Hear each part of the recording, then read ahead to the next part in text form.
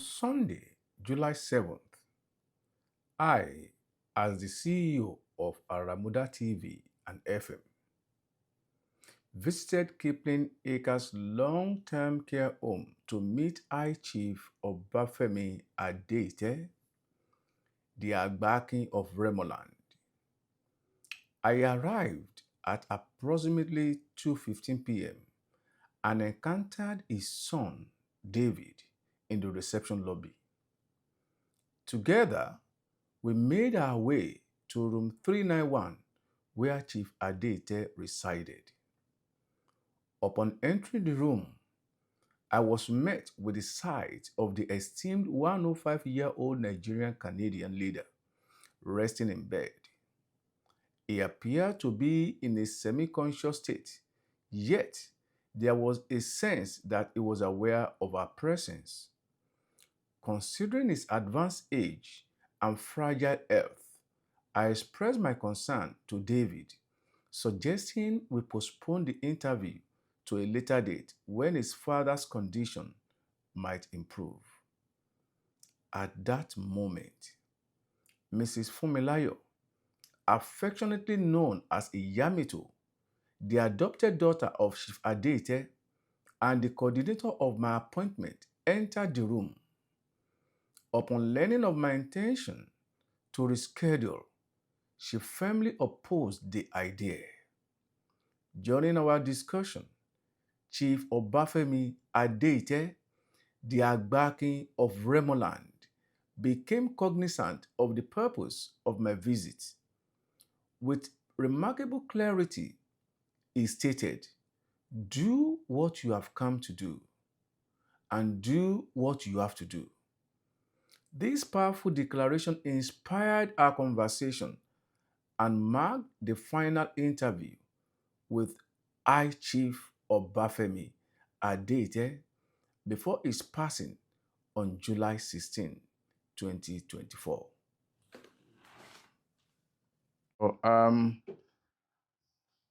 Can you please tell us your name, sir? Your name? Femi. Yes, your full name, sir. Femi Adeite, High Chief Adeite is Agba of Remo land. Oh, the Agba of Remo land. Yeah. Thank you so much, sir. And that's the picture of the day that I was initiated by Chief Adeite of he's a very chief man in his Shagamu. Don. Yeah. Okay. That was Chief Adeite. Yeah.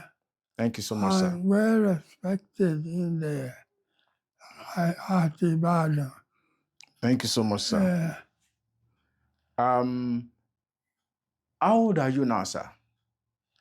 I'm able to tell you. You know, when the Queen recognized me, that was 100 years ago. Yes. No. Yeah. I was recognized 100 years ago by the Queen. Okay. And that was the recognition by the Queen of England. David, do you still remember Papa's age? How old is he?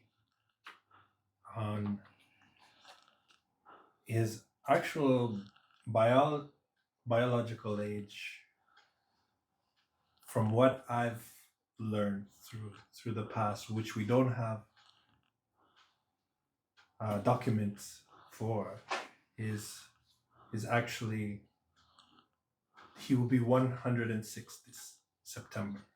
Sir, are you able to tell us a little bit about your early days in Nigeria? Anything you can remember?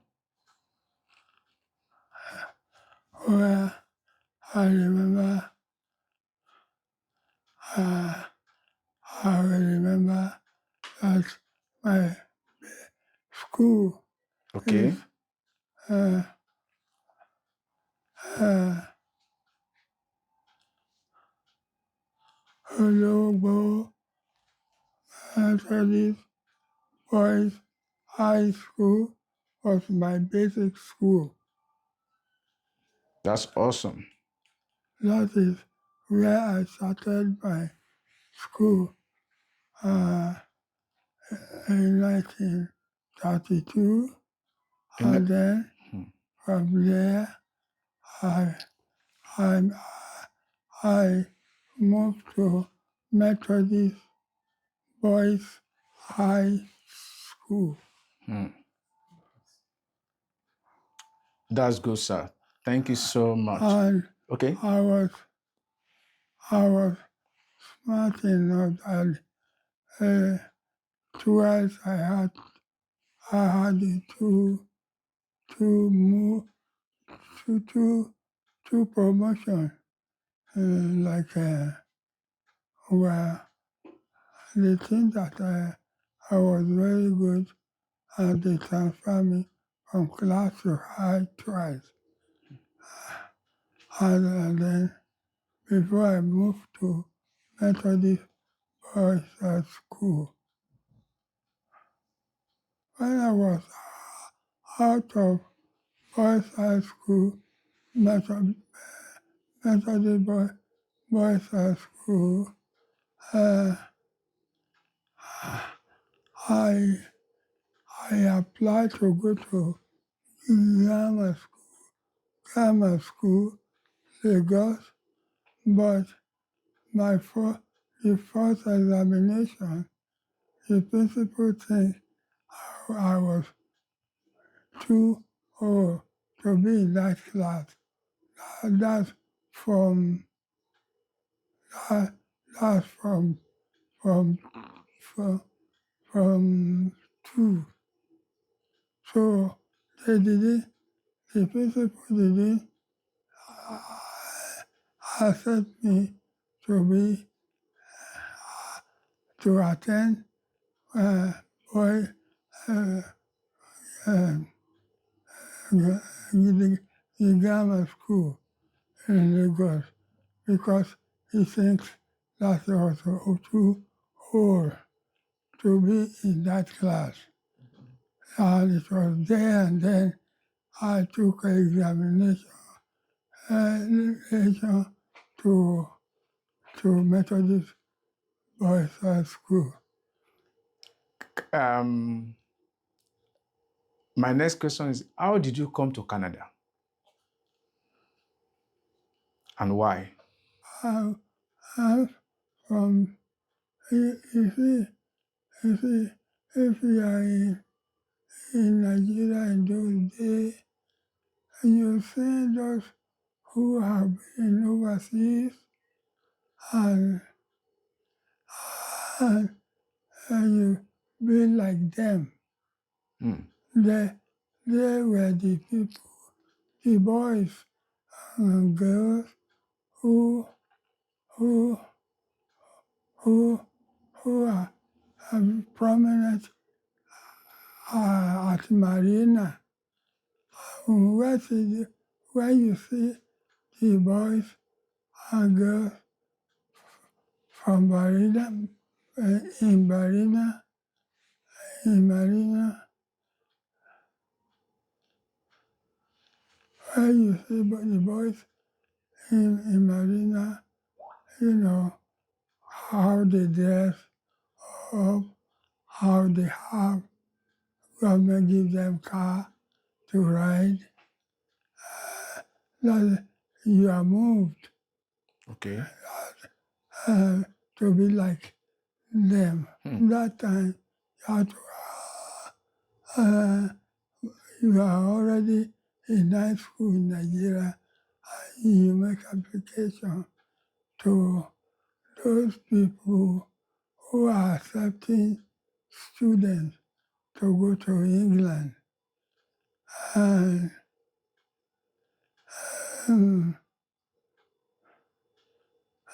uh,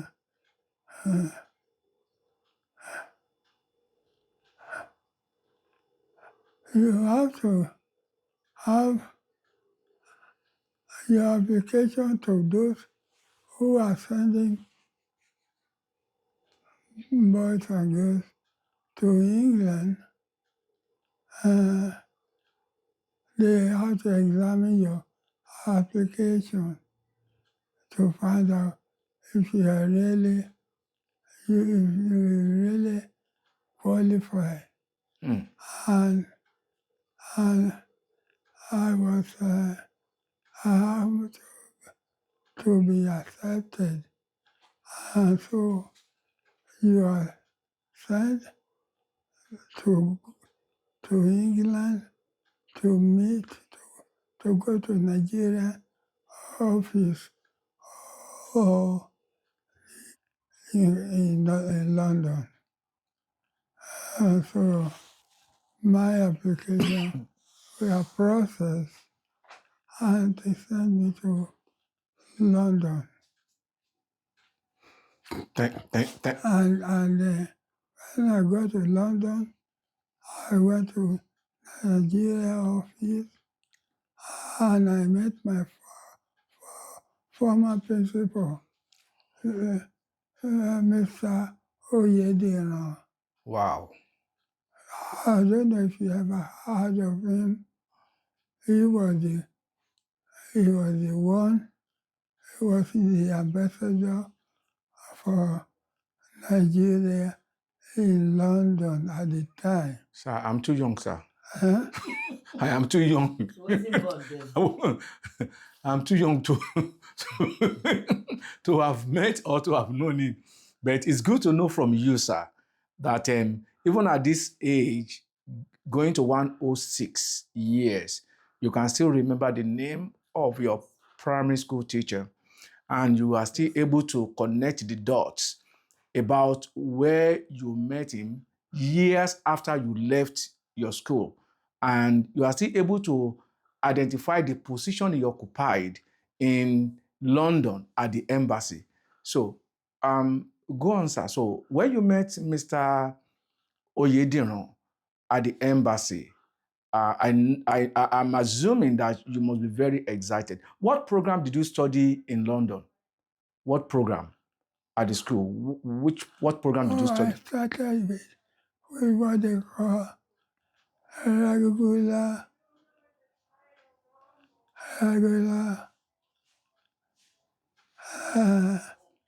British nothing. Nursing? I had intended to be a doctor, Wow. but when you enter London, you don't have no money. Where you have to find something else to do. So when I have no money to pursue medicine, so the closest to that is nothing. They call them SRN, registered,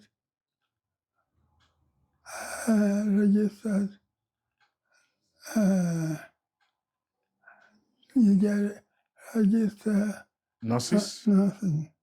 Okay. So I did that for 2 years, and 3 years. 3 years. 3 years. And yeah, there's no something nonsense in that. And so I completed that. I think I saw something about psychiatry, education. So I registered, but that doesn't lead me to real psychiatry medicine. So but I learned theory there at psychiatry hospital. And then, what else? Anyway, I saw application by the Canadian government there. They're looking for staff in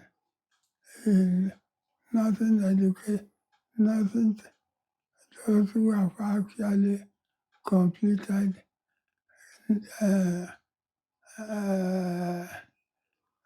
nothing education. So I apply. So they accepted me at that is the public, that is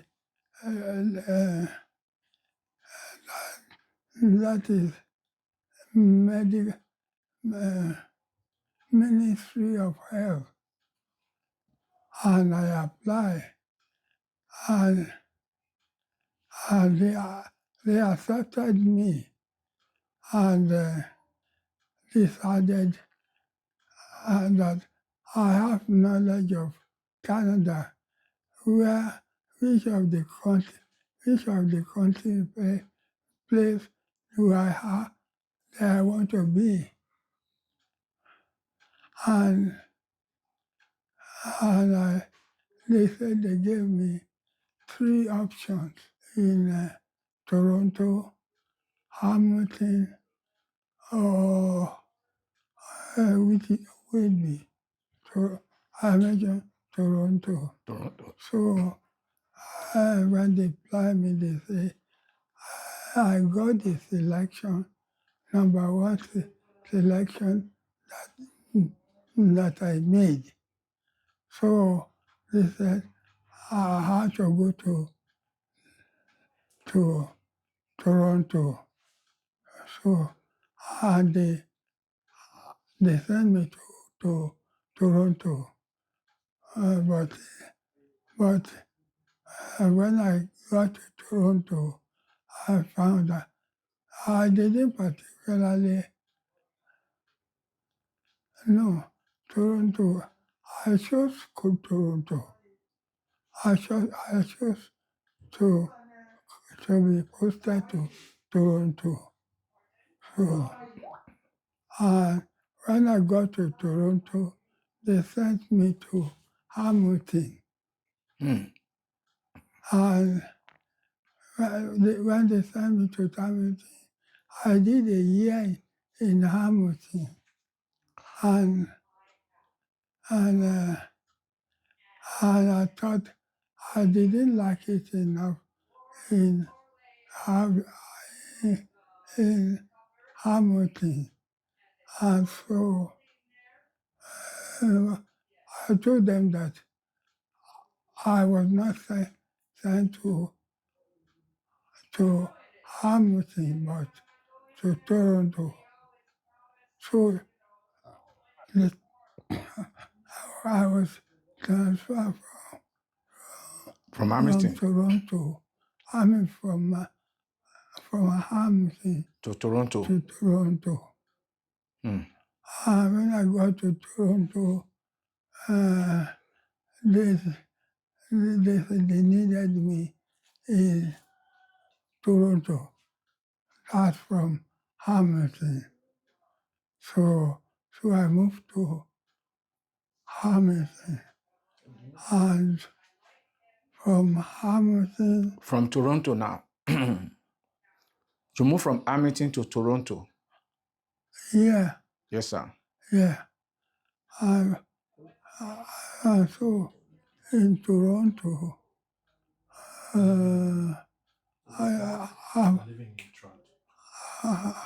I've moved around a lot. Okay, sir. I know. It's obvious. You must have lived in Canada for decades. Do you, David? Do you know how many years Papa has lived in Canada? So 65 years. I So, would predict 65 years. 10 years before I was born. well, on and on. What happened is that when I was working under Ministry of Health, I was never working night. oh, So that enabled me to attend quite a few colleges.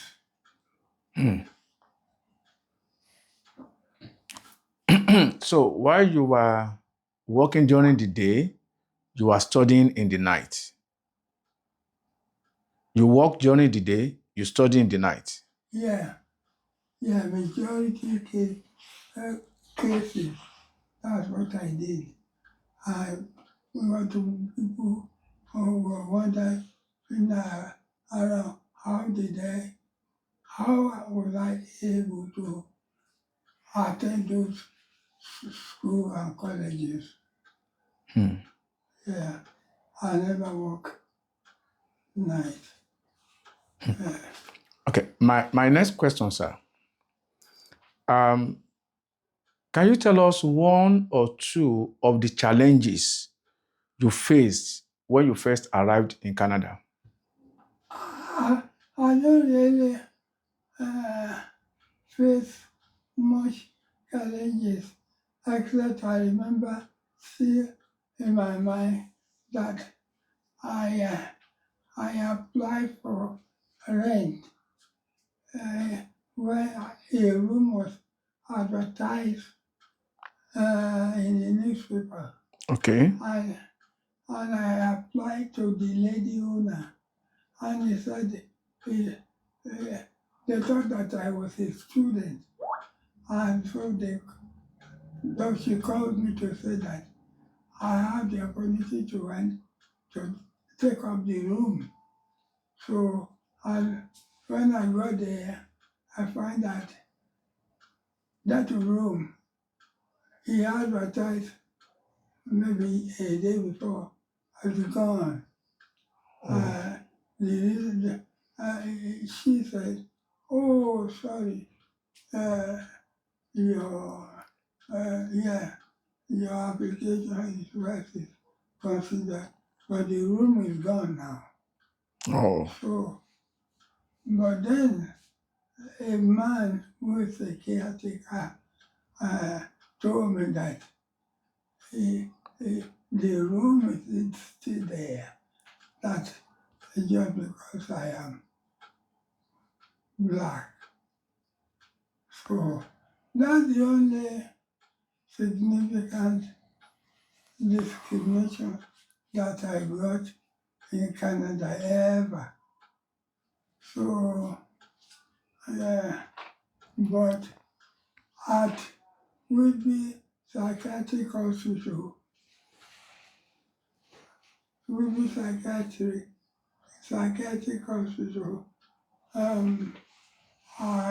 I was a very important man, a supervisor for many years, and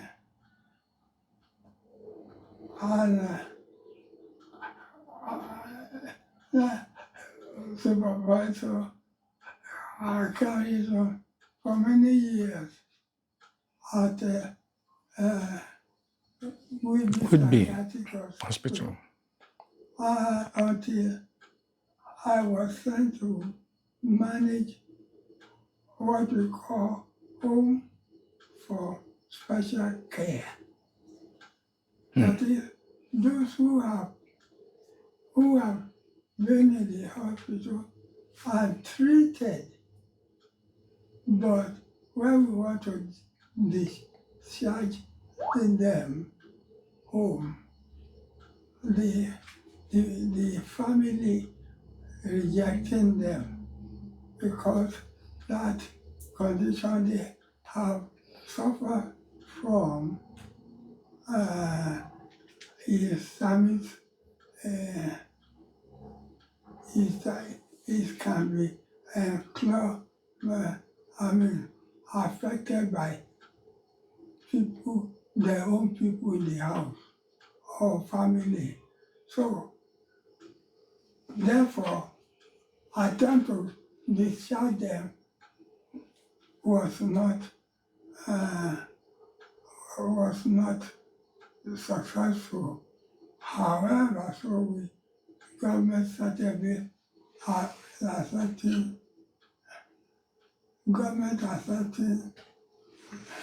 Homes and housing. Housing.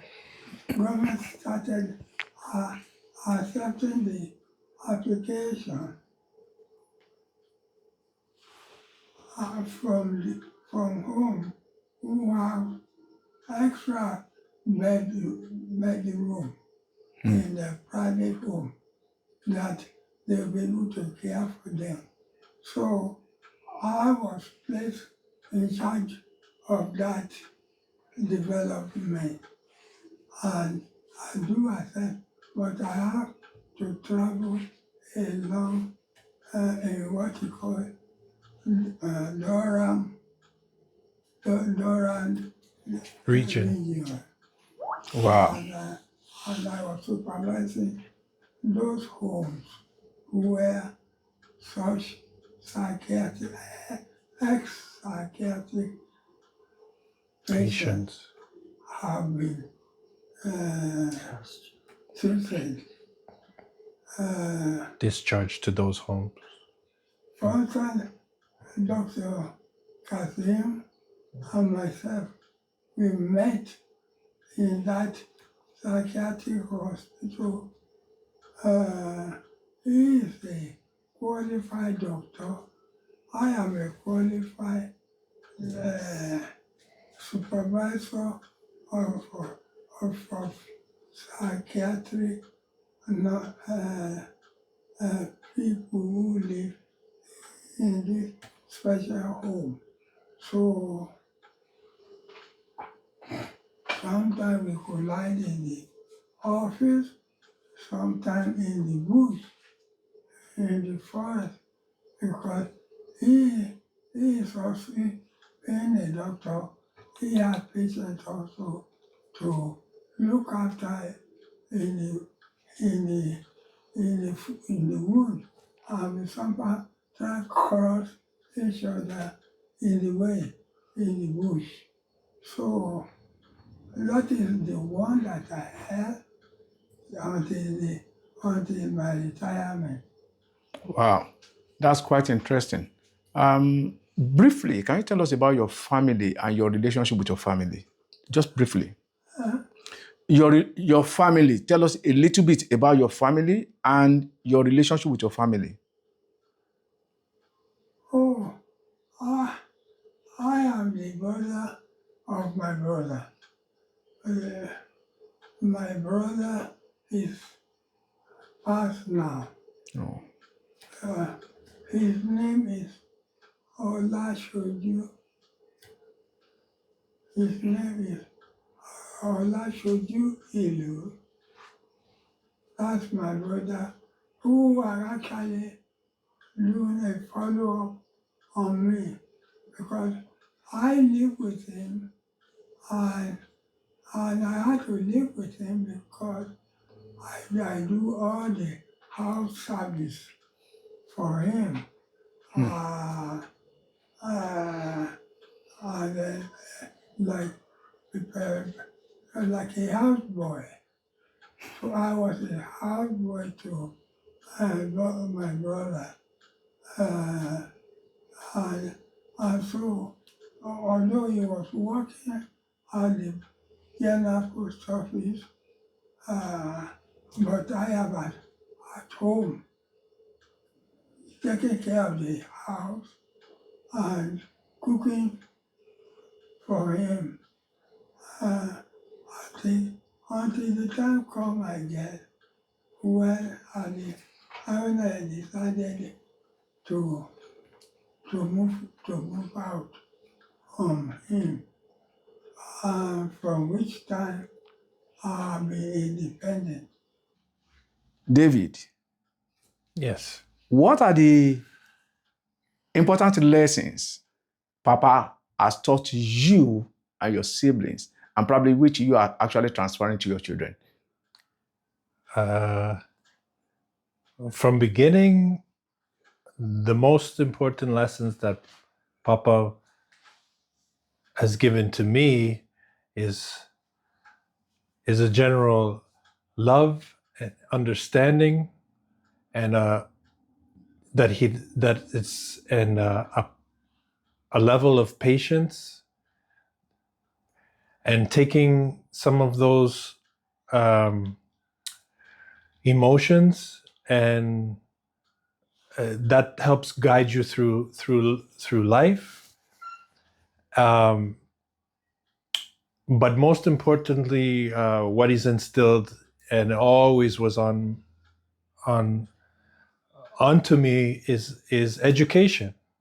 Education is number one. Fulfill your your your duty, your assignments and your duties, and that was always number one. Education, go to school and finish school, get your papers, and then you can get through whatever it takes to find your profession. Um, uh, uh, and that's always stayed with me as far as studying. You have to finish what you start, and it develops your character. And but with this patience is a part of it. We come from. He's a very patient person, and somehow, no matter what things. And actually, another thing is when he mentioned having any discrimination. When back in those days, it was very easy to use that as an excuse for things. But for some reason, I saw him. It never nothing. He seemed to fit right in with the way he dressed, the way he acted, the way he walked, the way he spoke, and the way his English was perfected. The way he was his level of English from England studies. It made him, how do I say it? I'm not even as eloquent in my speech as he has been, and I always remember when you have good grammar and good education and you can speak to anyone in any situation, that shows your education and they accept you. So that's why he didn't have these problems of discrimination, because his education and the way he spoke shined through. And it's, before you know it, you're shaking hands with people that would maybe they turn their head away, and that kind of fell on me, that no matter if you're the only black person or mixed race person back in those days in school, that kind of made me feel accepted. Okay. Papa, I have this question for you, sir. And the question is about Nigerian culture. Nigerian culture. How has Nigerian culture influenced your lifestyle in Canada? I must tell you that Nigerian culture, the impact of it on me in Canada, I would say yes, because I'm really looking backward in everything I do. See, I do know that you have to have responsibility to those you work with, those you are friends with, and how you carry yourself. Now, one question, sir. You are 105 years old. What are those things that has helped you to live so long up to this moment? Very big question. We just want you to share some of the things that have contributed to your long life with people like myself. Drink Coca-Cola. Nigerian meeting, all those things that he does is a mistake. People like Femi are a friend, like a lady made me proud to be in Nigeria. Because one, I've been ill a long time, but someone like this lady here cannot be ruled out. She is my daughter.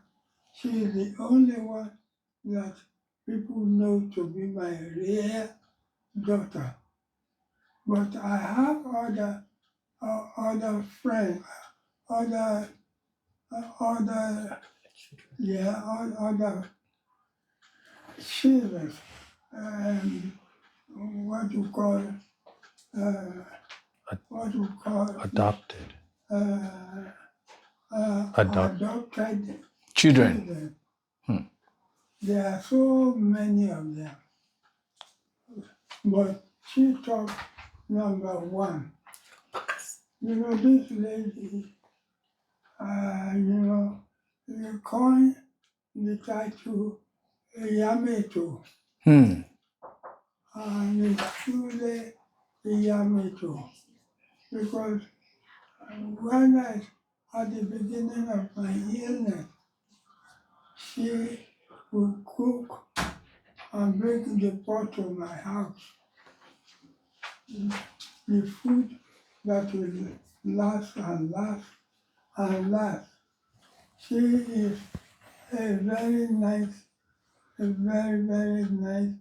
lady, and she really takes herself as my daughter. So, his number in that area is number one. So, I don't know what else I have to say. Thank you, sir. There's many. Too many to mention. Papa is saying that too many, and Papa is like an Abraham of our time. He's an Abraham of our time. He has so many children. The whole Nigerian community, they are Papa's children. Dr. Lakasim, Ashwaju, what's her name again, the other one? Pastor. Abeni. Auntie Abeni, a lot. There's so many people. I don't know. The Ashojus and yeah. There's so many extended family that My Papa would come to my house and bring food for my kids, like ice cream and all those when they were young. We come, even if he doesn't meet me, I'm at home, we give to my neighbors, hey, those are for the boys. And always ask him for the welfare of my children. And me too. Sir, one question. What advice will you give to Nigerians in Canada right now, especially the youth? Well, everyone had established themselves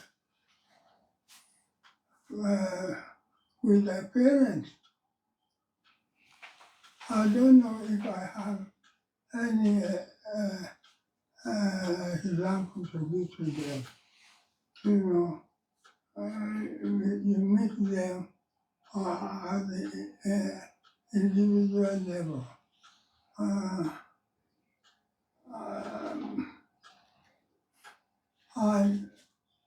I suppose the way to really handle Nigeria is to make a friend. And there are so many organizations or clubs.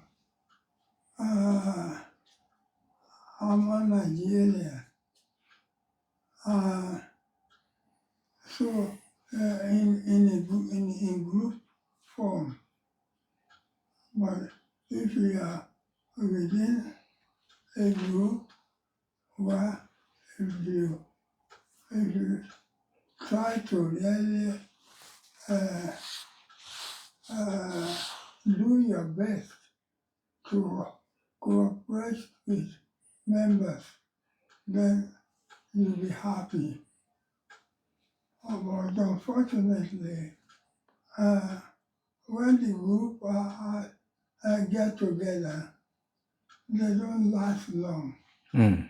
You know, Nigeria has been together different area, and for one reason or the other, they couldn't, they cannot go to be or to hold each other really affectionately. Has not been there. So they know me. He asked me to know that I am pragmatic about how I want Nigeria Association to be, but it is impossible. You know, those who want to remain, maybe they join an association for now, and after maybe a few years, they both out, and they begin to talk about each other in not a good manner, which will have had our Nigeria House Mm. in Lagos. But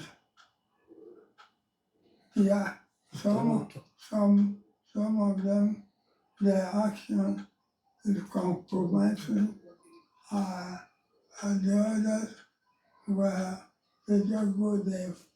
I don't know. Yeah. That's a difficult pressure to really establish. We just hope, tomorrow things will get better when there's a point that Nigeria Association will reach to enable them to find money that will enable them to formulate a foundation Thank you, in sir. the name of Nigeria. Thank you, sir. On the note that Nigerians, if they are united, the possibility of having a Nigeria house in Toronto and other cities is what is achievable. My final question for this segment, sir, and for today. Sir, how would you like to be remembered by the future generations? What would you like them to remember you for? Maybe one thing or two things within a minute. How would you like the future generations to remember you? Well, each association will remember me that I have always been authentic and really honest and straightforward in dealing with all Nigeria, no matter regardless whether you are from Edo or you are from this or that. it has always been my pleasure, it has always been my pleasure to see the Nigeria associate themselves strongly as a body that will be a participant in what we see there up in the air, Nigerian House. That it is a shame, it's a shame that Nigeria, we have been here for so long, and we can't point a finger at a home and say, this belongs to Nigeria. So that one is the one that hurting me.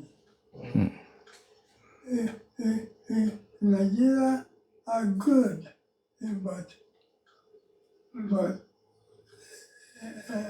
on a linear basis. So, but when you think about the Yamitu, then you know we have Nigeria. I just hope that she doesn't blow it. She is a woman. She's a kindly woman. And she loved me anyway. And she loved people. Viewers at home, we have heard from the oldest living Nigerian in Canada, Pa Adeite. We are hoping that we'll have, if God permits, another opportunity to interact with Papa. However, at this point, we want you to take some lessons from the information, the experience, the knowledge Papa has shared with us. And on this note, I want to say a big thanks to Papa Adeite. May you live long and longer than 105 or 106. And I want to say big thanks to David, Papa's son, and a big thanks to Papa's adopted daughter, Yamito. Thank you so much. Really appreciate you. See you some other time. Bye. Tí n bá ṣe